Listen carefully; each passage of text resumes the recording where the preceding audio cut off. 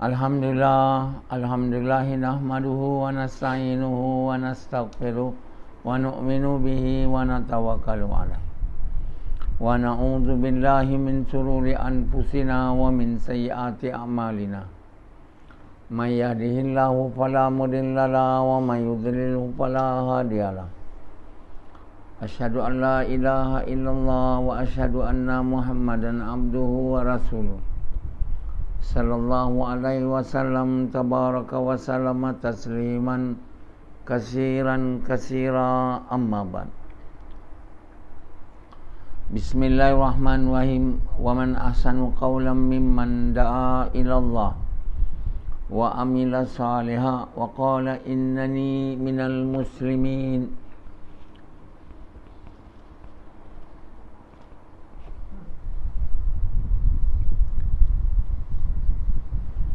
Tuan-tuan, bapa-bapa sekalian dan ibu-ibu sekalian,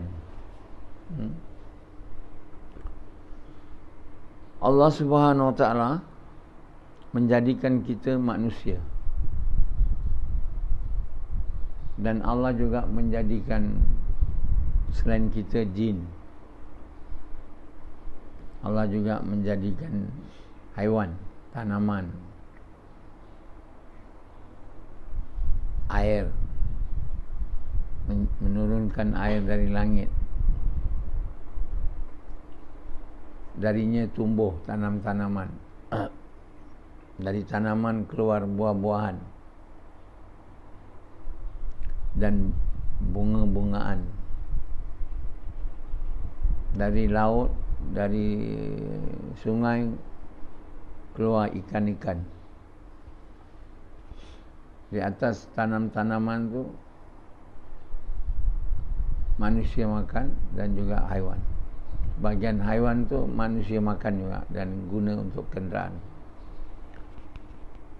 Jadi begitu banyak nikmat Allah Subhanahu Wa Taala beri pada manusia ni. Jadi Allah Subhanahu Wa Taala menjadikan manusia ni sebaik-baik ciptaan. Membuat rupa dia lawa, cantik. Dan dia ada banyak kelebihan dari ciptaan Allah yang lain. Allah mahu jadikan dia sebagai khalifah Allah. Jadi Allah sediakanlah untuk dia kemampuan dan kebolehan untuk menjadi khalifah Allah. Jadi kalau dia umur panjang masih tak boleh jadi khalifah Allah, maka Allah akan seksa dia. Diberi umur panjang tapi tak boleh jadi khalifah Allah. Maka ini maknanya telah gagal lah dalam menjadi orang yang Allah mahu kita jadi, iaitu khalifah dia. Khalifah dia bukan diberi kuasa. Khalifah yang ini maksudnya dia dapat mewarisi, menghayati sifat-sifat Allah yang mulia, terutama sifat Maha Pengasih, Maha Penyayang. Jadi untuk jadi khalifah Allah ni makna dia mempunyai mempunyai kemampuan, kebolehan untuk menghayati sifat-sifat Allah. Jadi kalau dia gagal, umur panjang gagal, maka dia akan diseksa. Jadi orang yang umur panjang ni jangan ingat dia umur panjang untuk lama makan, lama tidur, lama kencing, lama berak, lama boleh pergi jalan-jalan. Allah bagi umur panjang bukan untuk itu. Allah bagi umur ni untuk maksud mencapai maksud kita dijadikan, iaitu khalifah dia. Jadi ada satu masalah, dia dulu ateis dan dia masuk Islam.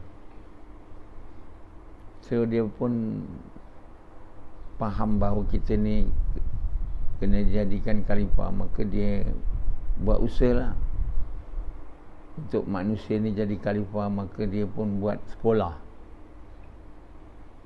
kat Malaysia ni, namanya Little Khalif Tadika, The Tadika of Little Khalif. Maknanya tadika untuk kanak-kanak akan jadi khalifah Allah lah. Mahal dia punya charge. Selain daripada tadika Little Khalif ni, macam-macam lagi tadika. Konon-konon dengan tadika ni budak dia kecil-kecil lagi lah. Tahu bahawa dia ni sebenar khalifah Allah, tapi jadi khalifah Allah buka sekolah, suruh budak-budak masuk sekolah tu, sekolah rendah, sekolah menengah khalifah, tak jadi. Jadi Mak Saleh tu orang baru masuk Islam, dulu pun atheist, dia pun tak faham. Yang orang putih tu dah mati. Banyaklah profesor-profesor, orang intelektual menjadi badan yang mentadbir khalifah ni, Little Khalif ni. Jadi yang ada hari ni nama je. Betul Khalif pun tak ada. Khalifah makna mewarisi, menghayati kualiti Allah, menzahirkan dia. Itu baru khalifah Allah. Allah dikenal dengan kualiti dia. Kita diperintah untuk mewarisi, menghayati kualiti dia. Dan Allah bagi tahu yang kualiti yang paling penting ialah kualiti yang kita selalu kena baca setiap kali apa kerja kita nak buat.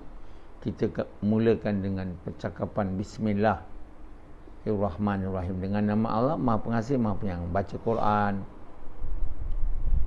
sebelum makan, sebelum tidur, apa saja kerja kita cakap Bismillahirrahmanirrahim, dalam hati kita benarkan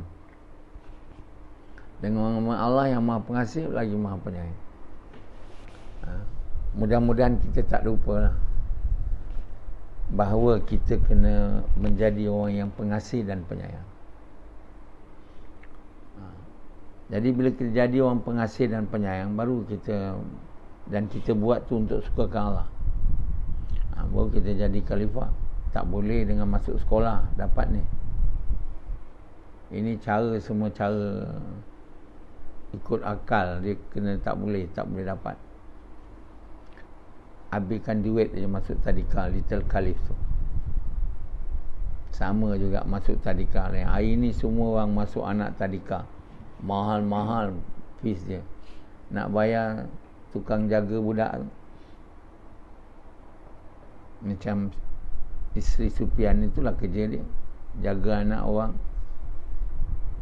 Dia kata dia sendiri tak nak anak.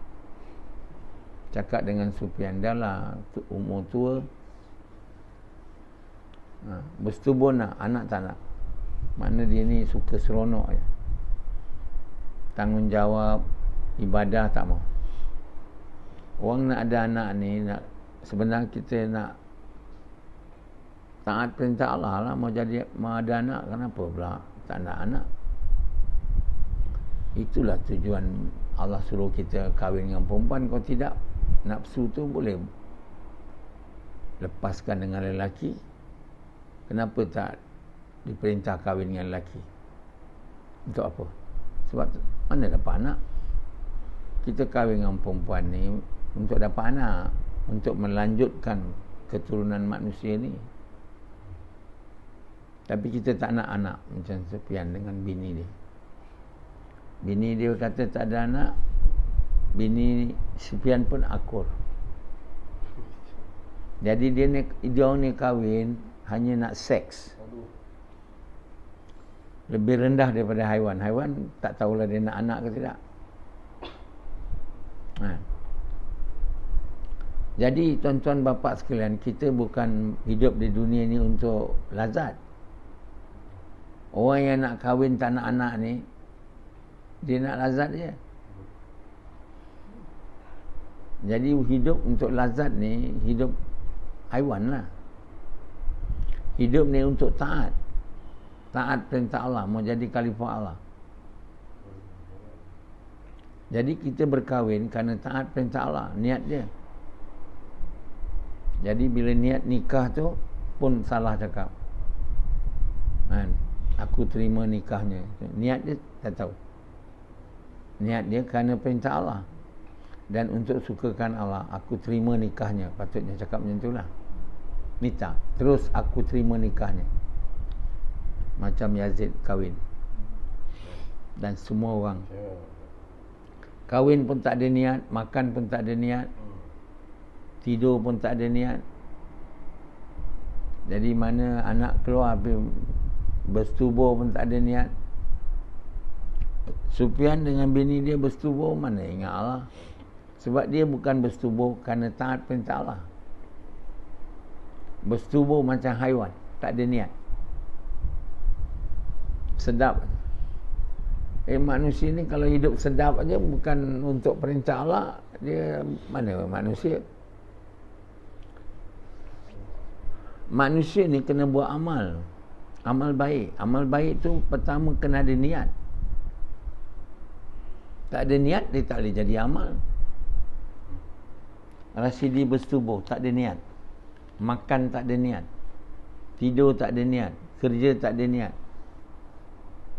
Pergi kerja, niat dia cari duit. Makan, niat dia kenyang. Tidur, niat dia hilang letih. Dah tu, bila dia, lepas tu dia semayang, niat nak dapat pahala. Takut masuk neraka. Jadi niat semua salah. Seluruh hidup tak ada amal baik. Di hari di mana kita punya amal ditimbangkan, semua amal buruk, amal tak ada niat yang betul. Jadi tentulah neraca kita berat sebelah buruk. Di mana tempat kita? Neraka lah. Kita hanya masuk syurga bila amal baik kita lebih. Jadi amal baik bukan buat amal aja, buat amal yang betul. Kena ada niat nombor satu. Niat dia kerana perintah Allah dan untuk sukakan Allah. Kalau kita buat-buat aja sebab ikut orang, dia tak boleh. Kenapa kau buat? Semua orang buat. Tak boleh. Kenapa kau buat? Semua orang dah buat macam tu. Kita buat kerana perintah Allah. Semua orang kahwin dua, saya pun kahwin juga lah. Ada perintah tak antara kamu kahwin dua tu? Tak tahu? Tak boleh. Kita buat apa pun kerana perintah Allah. Ada perintah tak kita? Sebab itu semua benda kita buat, kita mesyuarat. Dengan siapa? Dengan orang yang berkuasa di antara kita. Yang Allah buat berkuasa.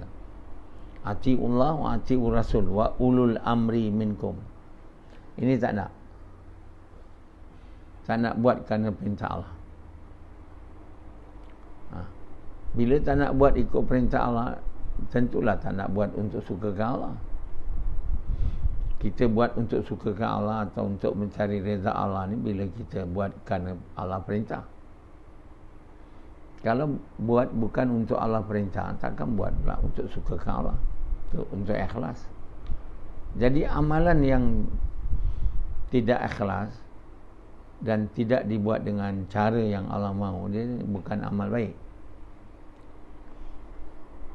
Jadi yang ditimbang tu ialah ditimbang amal baik. Mana amal baik berat atau amal buruk berat. Kalau dah semua amal buruk, pergi kerja amal buruk, sembahyang amal buruk, puasa amal buruk, sebab niat tak betul. Naik haji amal buruk, bersetubuh amal buruk, makan kerja, bila amal baik itu? Jadi bila kembali kepada Allah, dengan tidak ada amal baik. Jadi satu orang Islam tu yang mengucap, yang amal buruk banyak. Satu lagi orang tak beriman. Orang tak beriman memang tak ada amal baik lah, semua buruk. Orang kafir lah. Jadi mereka ni dan orang yang tak ada amal baik, itu orang yang iman tak ada, atau iman tak cukup untuk dapat ikhlas, iaitu tidak menjadi orang beriman beramal soleh, maka tak dikurniakanlah ikhlas. Dalam buat amal semua tak ada niat. Niat pula salah. Jadi bila ditimbang amal buruk lah banyak. Yang kafir tu tak ada ditimbang, dia memang terus neraka. Untuk dihisap bawah ini kita cakap pada orang Islam yang semayang, yang puasa, pergi Mekah, tapi buruk amal. Iaitu amal tu buruk sebab niat tak ada, niat tak betul, cara tak betul pula lah. Jadi tak payahlah nak sebut sembahyang yang khusyuk tu, niat pun tak betul, mana nak boleh khusyuk. Niat tak ikhlas dan cara walaupun betul, niat tak ikhlas dia tak boleh diterima. Dia kena cara betul, niat betul untuk suka ke Allah, baru dia boleh diterima apa-apa amalan basic. Jadi niat hidup kita ni untuk menyukakan Allah, untuk menjadi kekasih Allah. Kita tak boleh jadi kasih Allah kalau kita beramal bukan untuk buat dia suka, tak boleh. Mana boleh jadi kasih Allah pula. Buat semayang untuk masuk syurga, puasa untuk kurus badan, haji untuk dapat nama. Tak boleh jadilah kasih Allah. Kita nak jadi kasih Allah, mesti amal tu dibuat untuk buat dia suka. Kalau kita buat untuk pahala, untuk dapat nama, untuk dapat jadi baik, mana boleh Allah suka kita? Niat pun bukan untuk sukakan dia, tak boleh lah. Sebab itu orang ni, dia ingat dia beramal tu cukup. Beramal kena. Kalau tak beramal tu macam orang kafir lah, memang masuk neraka lah kan. Beramal pun tidak. Ini kita bercakap tentang orang beramal macam Rashidi ni, tapi amal tu amal buruk sebab niat tak betul. Cuba Rashidi tengok, atau apa ni Pendi dia tengok, saya pergi kerja ni ada niat tak? Cuba tanya, ada niat tak untuk sukakan Allah? Tak ada. Kamu? Kamu? Kadang-kadang. Jadi kamu tak ada niat pergi kerja yang kamu bagi kadang 8 jam, jadi air je. Duit tu dapatlah kamu, tapi kerja bukan untuk dapat duit. Tapi semua orang bekerja untuk dapat duit. Jadi sekali dia bekerja, dia kata aku bekerja untuk sukakan Allah, kerana perintah Allah suka Allah. Allah bagi dia bekerja, orang tu kata aku tak ada duit nak bayar gaji. Allah duga dia, betul ke dia ni bekerja kerana perintah Allah untuk sukakan aku? Allah duga dia. Jadi majikan tu tak ada duit. Dia kata aku berhenti lah. Allah kata dia ni memang pembohong. Aku tahulah dia ni pembohong, tapi aku nak tunjukkan kat dia bahawa dia pembohong. Aku buat dia tak dapat gaji. Hari tu juga dia terminate. Terserahlah dia bukan bekerja kerana perintah Allah untuk sukakan Allah, betul tak? Sebab itu saya banyak kali bekerja tak ada gaji, tapi saya bekerja juga, saya tak ada berhenti. Sehingga Allah suruh saya berhenti lah, tak ada, saya tak berhenti. Banyak kali saya kerja tak ada gaji. Kamu tahu kan? Tahu tak? Tahu. Ada saya berhenti, saya kerja juga. Sebab saya kerja kerana perintah Allah, barulah benda yang saya sebut kerana perintah Allah untuk suka Allah tu masuk ke saya. Kalau saya tanya kamu, kalau kamu bekerja, kamu tak dapat gaji, berhenti tak? Halo? Berhenti. Kau? Maknanya kamu bukan bekerja untuk suka Allah. Kenapa kamu tak boleh bekerja untuk suka Allah? Sebab tak nak suka Allah. Oh, saya lemah iman, tak boleh. Kena buat, kena betul. Oh, saya lemah iman, tak boleh. Kena buat. Bekerja, cuba kamu daripada hari ini berniat bekerja untuk suka Allah. Nanti Allah duga kamu. Allah takkan tak duga kamu. Sebab Allah duga tu nak pastikan kalimah yang kamu sebut tu masuk. Jarang orang dalam dunia kata Allah bekerja untuk suka aku. Kamu pula yang diajar oleh Prof. Nasuha kerja untuk suka Allah. Jadi Allah gembira lah. Jadi untuk supaya kalimah tu benar dalam hati kamu. Saya kerja ni kerana perintah Allah untuk suka Allah. Untuk apa kita bekerja untuk cari duit? Bukan dapat pahala. Dapat duit saja. Bukan amal baik. Sebenarnya kita bodoh kalau kita bekerja untuk cari duit. 8 jam habis. Lalu move bekerja cari duit. Bekerja dengan niat nak cari duit adalah amalan tak baik. Saya nak beritahu kamu. Baik ke tak baik? Samad ni dia bekerja untuk cari duit. Kalau dia bekerja kerana perintah Allah, Allah dah duga dia dah. UCSI tak bagi gaji kat dia. Samad agaknya bekerja ke berhenti? Berhenti. Kalau Samad mau, jangan berhenti. Terus kerja. Baru masuk dalam hati. Benar kan tu? Jadi bila kita bekerja untuk suka Allah kerana perintah Allah, dan cara kita kerja cara yang Allah suka, kita tak ada tipu masa, kita tak ada curi duit, kita tak ada malas beraja, tidur tak apa. Cara betul. Jadi kita bekerja walau kita tak dapat duit, tapi amal kerja kita amal baik. Di akhirat nanti dia akan diletakkan di neraca berat dia. Berapa banyak bagus bekerja 8 jam. Push. Lemayang sikit aja. Jadi mereka yang bekerja dengan niat betul untuk suka Allah kerana perintah Allah dengan cara betul, kerja dia ibadah, amal baik. Tapi hari ini kita tak bekerja dengan niat yang betul. Cara tentu sekali tak betul. Sebab itu orang bekerja nak cari duit, kalau boleh dia nak duit, kerja tak nak. Jadi dia bekerja tak sungguh-sungguh. Kalau ada peluang rasuah, ambil rasuah. Kalau ada peluang curi duit, ambil duit. Sebab niat dia nak dapat duit, bukan nak suka Allah. Orang yang bekerja untuk suka Allah tak dia ambil rasuah punya. Takkan ambil. Duit ada depan tak ambil. Peluang ada tak buat. Curi, tak boleh. Malas, tak boleh. Datang lambat, ganti. Sebab dia bekerja kerana perintah Allah untuk suka Allah. Tak dapat gaji, tak apa. Boleh. Hari ini kita dah rosak bekerja untuk cari duit. Niat kita dah salah. Boleh tak kita tukar niat daripada hari ini? Lepas tu dapat dugaan.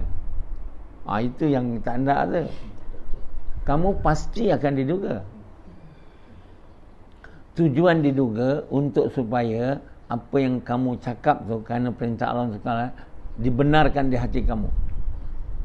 Kamu kena cakap tu dan benarkan dalam hati. Untuk dia masuk ke hati, Allah duga kamu. Macam dia duga aku. Jadi sekarang aku dapat duit lah, walaupun tak kerja. Sebab saya tak percaya kerja bagi duit. Jadi saya tak risau tak ada kerja.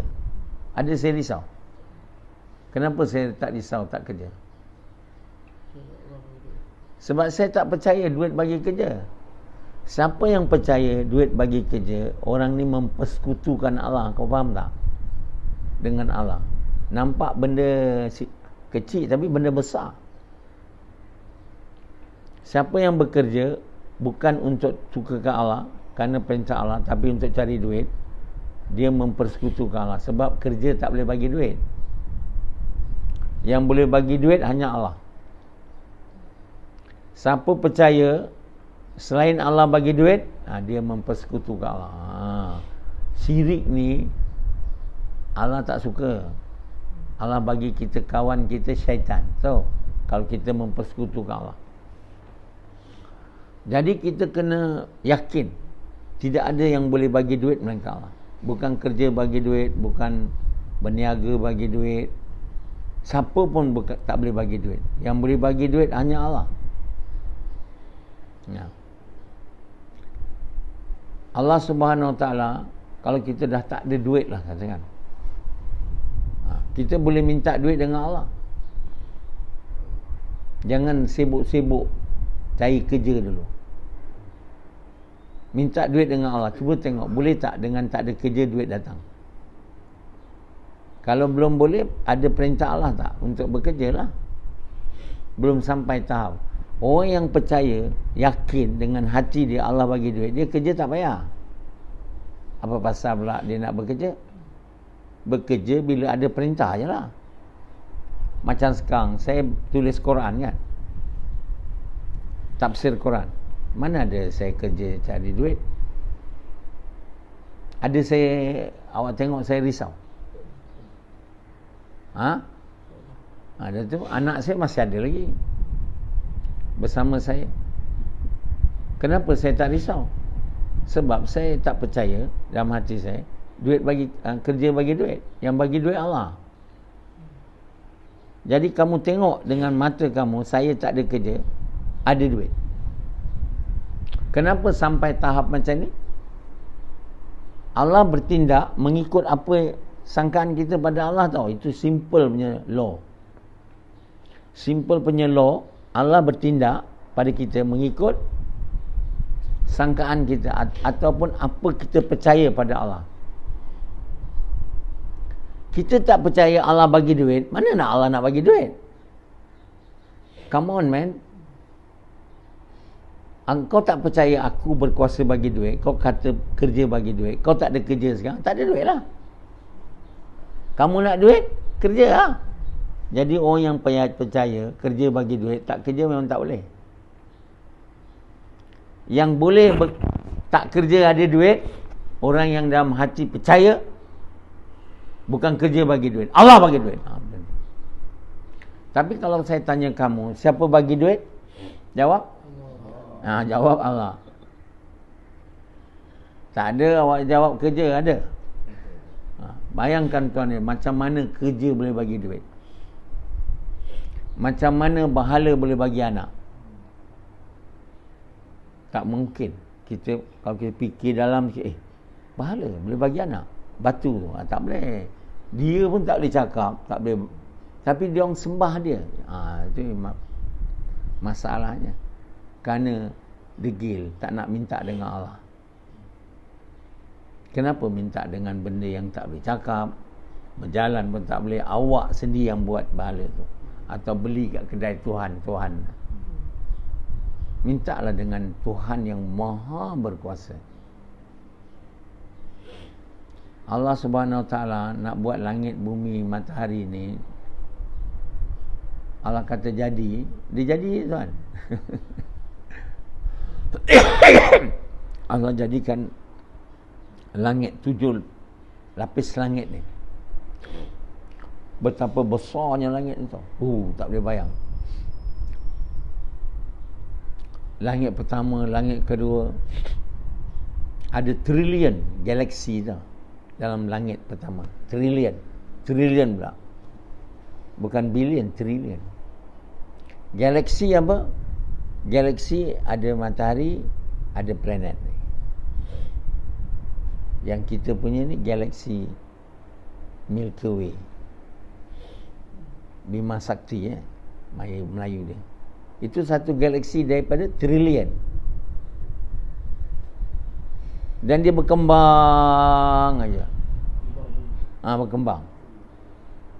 Itu di langit pertama. Patut Allah letak langit pertama ni bintang-bintang mentari mencantikkan je. Kenapa? Supaya manusia tengok memuji Allah. Maha suci Engkau. Itu sebab Allah bagi bintang-bintang mencantikkan. Dan langit pertama, langit kedua besar daripada langit pertama. Kan? Langit pertama pada langit kedua umpama cincin di atas padang bola yang luas. Tuan boleh bayangkan tak? Langit ketiga, keempat, wish. Macam mana Allah buat? Perintah jadi. Allah nak jadikan Rashidi ni kucing, jadi. Tak payah nak buat operation. Terus kita tengok kucing ada. Mana Rashidi ni? Sayanglah kata Rashidi, dah tak boleh cakap. Cakap dengan Rashidi, sekarang kau tak payah semayang Rashidi, tak payah buat dakwah dah. Selamatlah. Kita nak tunggu kau kena tunggu mati je. Pergilah keluar main dengan kucing-kucing lain. Allah SWT jadikan apa saja, Maha berkuasa. Asal tak minta dengan dia, takkan duit pula dia tak boleh bagi. Agak-agak duit dia boleh bagi tak? Kalau langit dia boleh buat, duit tu benda sangat mudah lah untuk Allah bagi. Boleh tak Allah bagi kita kaya, seluruh dunia berkuasa? Boleh, Allah boleh bagi. Kata Allah, siapa yang mahu kekuasaan, siapa yang mahu kekayaan, percayalah, yakinlah, kekuasaan dan kekayaan tu milik Allah. Dengan Allah ada, tak ada dengan orang lain. Yang itu orang langgar perintah Allah, dia dapat kaya, Allah juga bagi tu. Tapi Allah bagi dia kaya, banyak harta untuk seksa dia. Tak boleh tidur. Di dunia pun tak ada tenang. Nak kaya macam tu, boleh juga Allah boleh bagi. Nak sangat Allah bagi kaya, tapi ada benda je, tenang tak ada, bahagia tak ada. Sebenarnya kita nak kaya tu, sebenarnya kita ingat dengan kaya tu bahagia, tenang, gembira, kan? Tak. Berapa banyak orang kaya dia tak bahagia dan akhirnya sakit. Duit dia tak boleh buat apa untuk tahan sakit dia. Jadi tak payahlah berdoa nak jadi kaya. Hari ni yang pentingnya kita di dunia ni mau jadi orang beriman, beramal soleh, iaitu mendapat amal baik. Buat banyak amal baik sehingga amalan tidur jadi amal baik, amalan makan dan amal baik, semayang khusyuk dan kudu, buat kerja dakwah tiap-tiap hari, kerja paling Allah suka. Amalan yang paling Allah suka bukan amalan semayang. Yang hari ni orang silap. Semayang. Amalan paling Allah suka ialah mengajak manusia kepada Allah. Allah jadikan kita untuk kenal dia sebagai Tuhan dia, sebagai Tuhan kita. Tiada Tuhan melainkan dia. Itu tujuannya. Kita mau ajak manusia ni supaya mengaku Allah tu Tuhan dia. Tak suka Allah? Tentulah Allah suka. Aku jadikan manusia ni, tapi dia semua tak nak mengaku aku Tuhan. Ada satu orang bangun dengan korban harta dia yang aku bagi. Bukan harta dia, aku bagi. Bukan semua, sebahagian. Harta dia untuk buat kerja tu. Tentulah Allah suka dia. Dan apabila dia buat kerja ni kerana perintah Allah, untuk sukakan Allah, dia pasti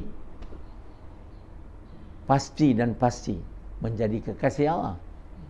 It's simple. Takkan amalan makan tu paling Allah suka, walaupun dibuat kerana perintah Allah untuk Allah dengan cara yang Allah suka.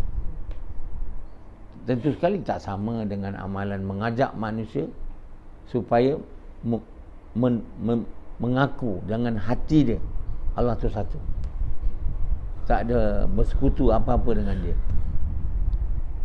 dan beramal baik. Jadi orang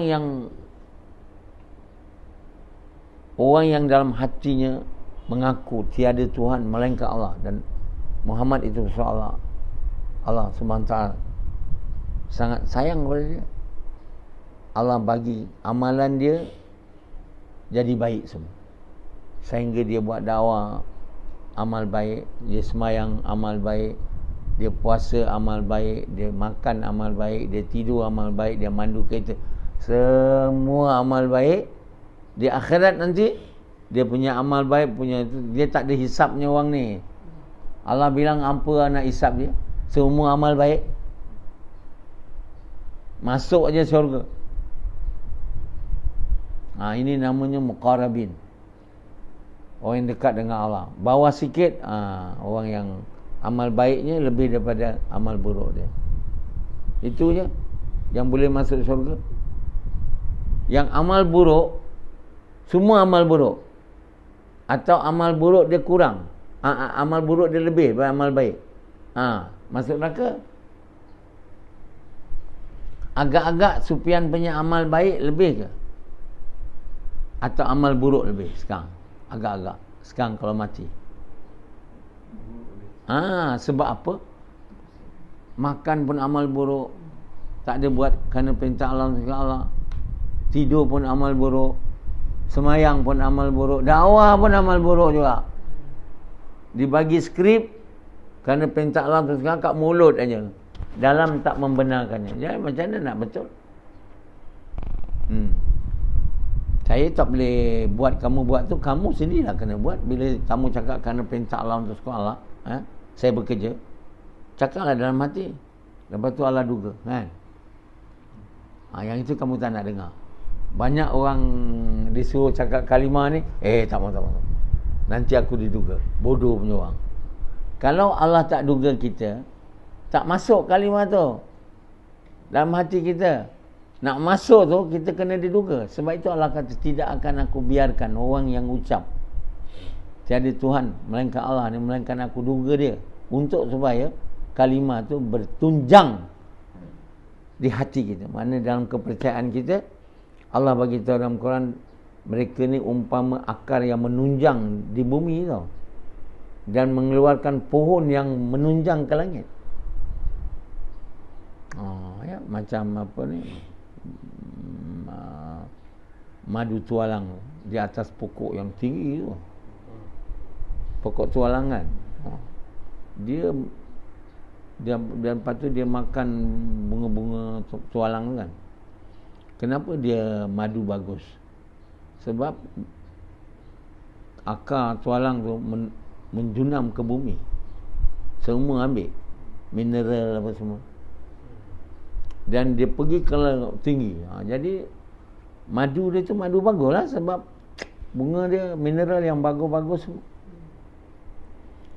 Kalau toge je mana nak, atas tu je toge.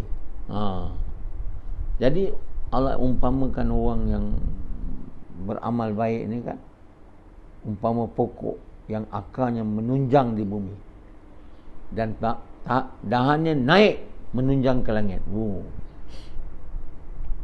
Jadi akar dia tu ialah iman dia lah, baru amal dia menunjang ke langit. Simple. Kalau toge je, akar pun tak masuk ke dalam, kat luar je, atau shrub, akar-akar macam tu kan. Banding dengan pokok tualang tu, boleh banding? Tentu tak boleh. Takkan pula madu ada daripada toge? Ada. Allah SWT ilhamkan kat lebah ni untuk menghinggapi pokok-pokok macam tu. Sebab madu ni Allah jadikan ubat. untuk manusia. Okey.